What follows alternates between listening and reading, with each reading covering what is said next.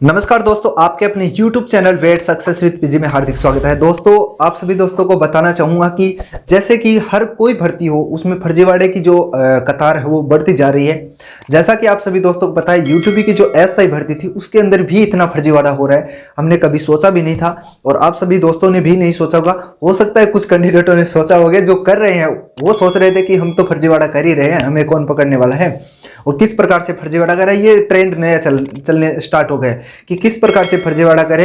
अगर सरकार जो भी नीतियां लेके आती है या डिपार्टमेंट कोई भी नीतियां लेके आता है या रूल्स लेके आता है, उससे विपरीत कोई न कोई अलग से क्या करते हैं लोग, उस चीज को, उस बंधन को तोड़ने की कोशिश करते हैं और उस जाल में फंस भी जाते हैं। ठीक है, लेकिन चंद ही कैंडिडेट फंस पाते हैं, ज्यादातर कैंडिडेट उस जाल से बाहर निकल जाते हैं।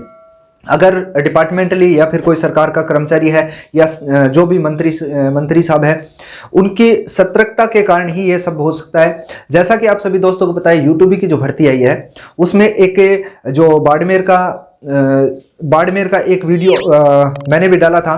उसमें ये था कि पीछे से, यानी जो डिपार्टमेंटली ऑफिस बनी थी उसके पीछे से एक कैंडिडेट ने डॉक्यूमेंट जमा करवा रहा था। ठीक है, वहां अंदर की तरफ, यानी एक बाहर से दे रहा है तो अंदर कोई ले रहा है, यानी इसका मतलब कहीं ना कहीं तो गोलम गोल है। ठीक है, यानी गोल मचोल है ही इसमें।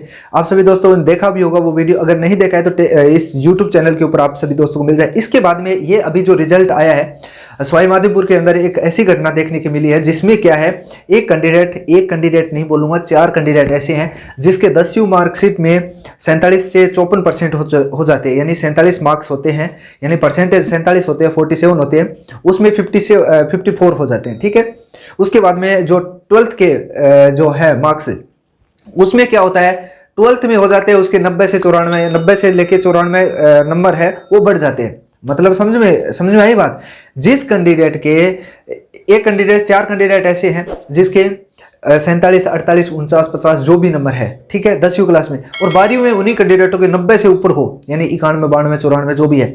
ठीक है, ऐसे मार्क्स हो तो क्या सोचा जा सकता है, यानी फर्जीवाड़ा तो एक तरफ हो गया है। आप सभी दोस्तों बता देता हूं कि दौसा के कुछ कैंडिडेट है जो न्यूज़पेपर में आप सभी दोस्त यहाँ पे देख रहे होंगे। दौसा के कुछ कैंडिडेट है, सवाई माधोपुर के अंदर जो यूट्यूब की जो भर्ती आई थी उसमें 4 ऐसे कैंडिडेट थे जिसके 10वीं क्लास में तो लगभग 54 नंबर तक थे, और जो 12वीं क्लास के जो मार्कशीट है उसमें नंबर थे भाई साहब के 90 से लेके 94 नंबर तक। यानी 4 कैंडिडेट थे, एक के मान लीजिए 90 थे, दूसरे के 92 थे, तीसरे के 93 थे, तो चौथे के 94 हो गए, यानी 90 से लेके 94 नंबर तक थे उनके। माननीय कलेक्टर साहब ने, यानी डिस्ट्रिक्ट मजिस्ट्रेट साहब ने, वो अगर इतना ज़्यादा गैप देखा तो उन्होंने उस मार्कशीट को क्या किया, चेक करवाने की कोशिश की, यानी चेक करवा लिया। और चेक करवाया तब पता चला कि भाई यहाँ पे तो पूरा ही लोचा हो रखा है। तो कलेक्टर साहब ने उनको क्या कर दिया, रेस्टिकेट कर दिया है, उनको बाहर निकाल दिया गया है। उसके ऊपर क्या प्रतिक्रिया हुई है, क्या पुलिस केस हुआ है, इसके बारे में हमें कोई जानकारी नहीं है। लेकिन जैसा भी है, अगर उन्होंने क्राइम किया है, उन्होंने फर्जीवाड़ा किया है, उन्होंने उस भर्ती के साथ छेड़छाड़ की है, और जो भी कैंडिडेट जो रियल में कैंडिडेट थे उनके साथ भी उन्होंने अन्याय किया है।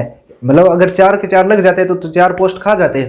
ऐसा हुआ या नहीं, और भी हुआ होगा, उसके साथ हम ये नहीं कह सकते कि नहीं हुआ होगा। ये भी नहीं कहते कि हमारे पास जब तक कोई एविडेंस नहीं आता तब तक ये भी नहीं बोला जा सकता कि कुछ गलत हुआ है।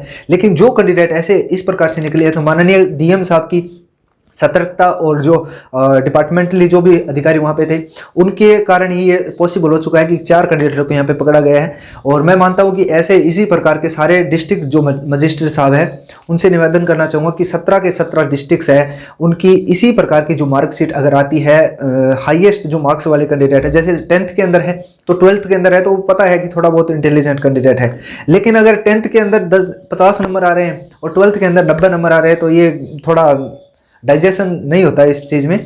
तो उस चीज़ की जांच जरूर करवाई। अगर सही है तो कोई दिक्कत वाली बात नहीं है, जांच करवाने में कुछ नहीं जाता, 5-4 दिन लगते हैं, 4 या 5 दिन यूनिवर्सिटी में, या फिर यूनिवर्सिटी है तो यूनिवर्सिटी तो है नहीं, जो BSR अजमेर अपना बोर्ड है वहाँ बोर्ड में जाके पूछ सकते हो, यानी मेल के द्वारा पूछ सकते हो, तो कंफर्म हो जाएगा कि ये चीज़ें सही है या गलत है। ठीक है, तो माननीय डीएम साहब से निवेदन करना चाहूँगा कि जितना भी रिजल्ट आप जारी करते हो उन तमाम डिस्ट्रिक्ट्स में अगर ऐसा गैप आपको दिखाई देता है तो आप जरूर चेक कीजिएगा, ताकि किसी भी जो रियल कैंडिडेट है, जो जेन्युइन कैंडिडेट है, उनके साथ या उनके भविष्य के साथ खिलवाड़ ना हो।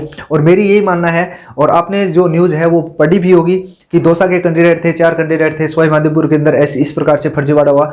तो देखिए दोस्तों, कहीं भी कोई भी टिकने वाला तो है नहीं। आप सभी दोस्तों अगर पेपर आउट की बात करते हैं तो पेपर आउट भी करते हैं लोग, और अगर सीधी भर्ती है तो उसमें भी घपला हो जाता है। कैसे रोका जाए इस चीज़ को? तो मैं निवेदन करना चाहूँगा सरकार के माननीय मंत्री साहब से कि इस चीज़ को हैंडल किया जाए, सही तरीके से सही डायरेक्शन के साथ हैंडल किया जाए, ताकि जो भी जेन्युइन कैंडिडेट है उनके साथ किसी भी प्रकार का फ्रॉड ना हो। और इन कैंडिडेटों को, जो 4 कैंडिडेट पकड़े गए, उनको कड़ी से कड़ी सजा मिलनी चाहिए। मेरा यही ओपिनियन है। आपका क्या ओपिनियन है आप मुझे कमेंट सेक्शन में कमेंट करके बताइए, ताकि अगर मैं मेरी राय रख रहा हूँ तो आप भी अपनी राय रख सकते हो।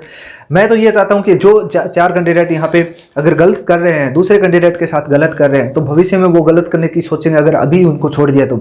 और उनको देख के 4 कैंडिडेट और खड़े हो जाएंगे कल को कि उनके साथ ही कुछ नहीं हुआ, उनको बाहर निकाल दिया, क्या हो गया, क्या उखाड़ लिया सरकार ने। तो इसी प्रकार मैं कह रहा हूँ कि सरकार को कंठस्थ जो नियम बना के, और जो कैंडिडेट से आप पकड़े गए हैं उनको कड़ी से कड़ी सजा मिलनी चाहिए, और उनको जो भी वेटरनरी डिपार्टमेंट की भर्ती है राजस्थान गवर्नमेंट की, उनसे बाहर कर दिया जाना चाहिए, ताकि दूसरे जो कैंडिडेट है वो भी सबक ले सके।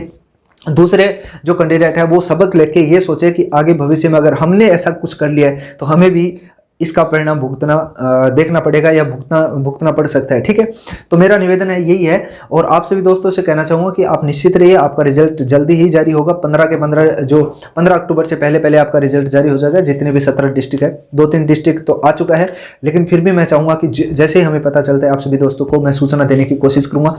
तो इसी प्रकार की अपडेट के लिए हमारे चैनल के साथ जुड़े रहे, और मिलते हैं नेक्स्ट वीडियो में। तब तक के लिए जय हिंद, जय भारत दोस्तों। धन्यवाद, थैंक यू सो मच।